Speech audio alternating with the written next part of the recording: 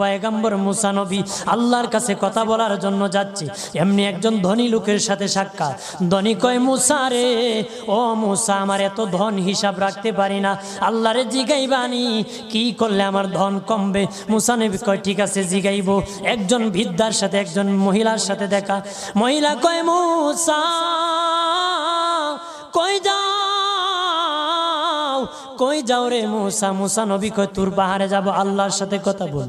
মুসা রে, আল্লাহরে জিগাইবানি, আমি গরিব মানুষ, আমি ভালো কিছু কিনতে পারি না, ছেলে মেয়েকে ভালো কিছু খাওয়াইতে পারি না, ভাঙ্গা ঘর, এত গরিব, ভালো করে ঘর বানাইতে পারি না, আল্লাহরে জিগাইবানি কি করলে আমার উন্নতি হবে, ধনী হব, টাকা পয়সা হবে, আল্লাহরে জিগাইবানি।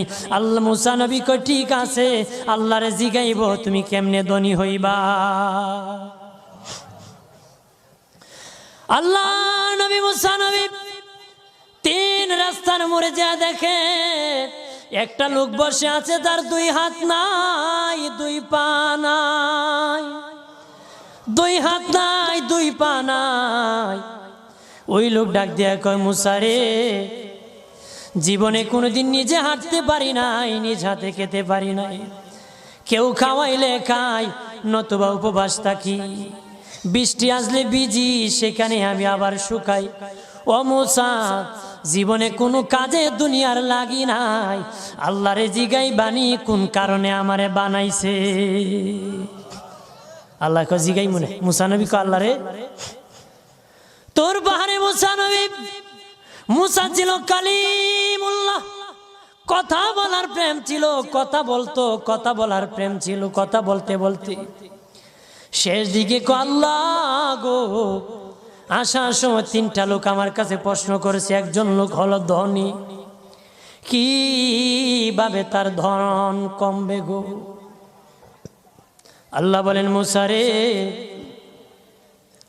তারে জানায়া দাও, যাকাত দেওয়া যেন বন্ধ করে দে, শুকরিয়া আদায় করা যেন বন্ধ করে দে, তাহলে আমি প্রভু আল্লাহ সুবহানাহু ওয়া তাআলা তার ধন কমায়া দিব।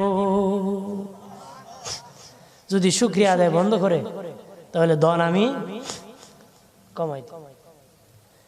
এরপরে মুসা নবী বলে, ও মালিক, আল্লাহ একজন মহিলা বলেছে তার গরিব মানুষ গরিবী হালত যায় না, যত ইনকাম করে তার একটা ভাঙ্গা ঘর, ভালো ঘর বানাইতে পারে না গো। ও প্রভু, কি করলে তার ঘর উন্নতি হবে, তার অবনতির থেকে উন্নতি হবে? আল্লাহ বলেন, মুসা রে, মহিলারে জানিয়ে দিও, তারে আমি যা দিয়েছি তার উপর যেন সে শুকরিয়া আদায় করে। মুসা নবী বলে, মালিক, 3 রাস্তার মোড়ে গো আল্লাহ, একটা লোক তুমিও দেখতেছো যার হাত নাই, পা নাই।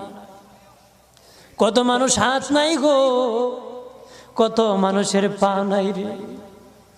আল্লাহ কত সুন্দর হাত পা দিয়েছে, কত সুন্দর জবান দিছে, শ্বাস দিতেছে আর নিতেছে। আইসি লাইফ সাপোর্টে যদি একদিন তাকে 50-60 হাজার টাকা লাগে রে। 80 বছর, 100 বছর, 40 বছর, 25 বছর আল্লাহ হায়াত দিল রে। বলো রে শাস্তাগঞ্জের সুন্নি জনতা, আল্লাহরে জীবনে কয় টাকা তোমরা দিছো? কয় টাকা আল্লাহরে দিছো? এই যে শ্বাস দিল, অক্সিজেন দিল আর নিল। অক্সিজেন যদি বন্ধ হয়ে যায় প্রাণ বাঁচবে না রে। শ্বাস যদি নিতেও না পারো জীবন শেষ, ছাড়তেও না পারো জীবন শেষ। অক্সিজেন আল্লাহ দিল, বিনা টাকায় দিল, বিনা পয়সায় দিল, আল্লাহর শুকরিয়া আদায় করতে হবে। আল্লাহ কয়, মুসা, যে লোক হাত পাও দেই নাই তারে আমি বানাইছি জাহান্নামের একটা ছিদ্রি আছে, এই ছিদ্রিটা ভরার জন্য,